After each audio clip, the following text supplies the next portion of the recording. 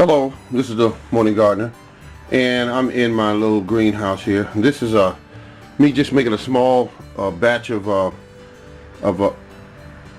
seed starter, and really this right here is compost. It's actually cow manure, composted cow manure, and then we got the perlite and vermiculite, the thick, big, burly kind. Not the real powdered kind, the thick kind. Excuse me, it's a little dusty in here with this stuff I'm spilling in here.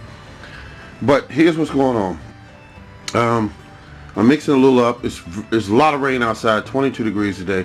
So I'm mixing it up, getting a couple, starts for my early gardening this year. That's what I'm going to do. And so I'm just showing you this because I'm going to mix it up. All this here probably costs 20 cents, maybe not that much. Hello, this is the Morning Gardener. As you can see, some things have changed. This here is a tree kale. Behind it is tomatoes. Now the one on the left, it's amazing how things work. I really didn't think it was going to make it. I said, this is not working right. And it started to show up yesterday. And here on the right, these are the cherries. They're sweet. They came up first. As usual, I guess you could say that. And cantaloupe, you see that slight green in there, it started to come up. And behind it, that plant there, I had some leftover watermelon seeds. They were mixed. They were crimson, sugar baby, and some Florida giant.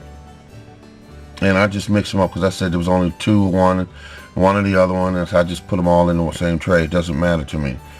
This is just a test of the emergency system. This is only a test. And over here, these haven't come up yet. Different plants. You got cantaloupe trying to come up. Banana peppers, no results yet. Cayenne pepper, no results yet. But for the most part, I'm happy because you have this right here is going to be interesting. Tree kale, basically a kale to me that stands taller than normal or average kale. It just gets taller, and the color of it is interesting. So we'll see what's going on here. And over here we have collard greens, kind of lanky. Been having a little trouble with it here and there, but because of the I guess the temperatures outside, they've been going down, and then up, down. So we're trying to just keep an eye on it. This here is the spinach. Found out a couple times. I burned it with some fertilizer, but it kept going, so I said I'm gonna work with it. Wonderful thing when you're growing stuff indoors. Every day you have to check it. You have to check it to see what's going on, what's drying out, and you have to adjust some things, and it's just worth the trip because you're doing two things. You're learning in this process, and it's just a wonderful trip to take. And that, think about this, if I get this up to where I want it, which is the tomato plants, on average you go in places that $4 a piece. It's just worth the trip to do it. And this here, some of you are more familiar with watermelon than I am. Growing them in this fashion and then having to hold on to them for 2 months or whatever, it's going to be maybe 2.5 months. It's going to be interesting to do. I hear a lot of people say they do not transfer well. They do not like to be moved. They do not, this and this. Don't grow them indoors because they don't like being in containers, something to that effect. I don't know, but I'm going to experiment with this on my own.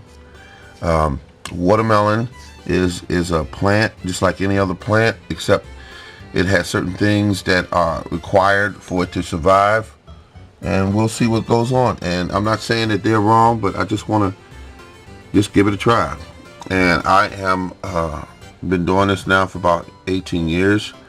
So let's just see what happens. I'm gonna read up and try to give the plants what they need and respect the rules of what their guidelines they need, and let's see what happens.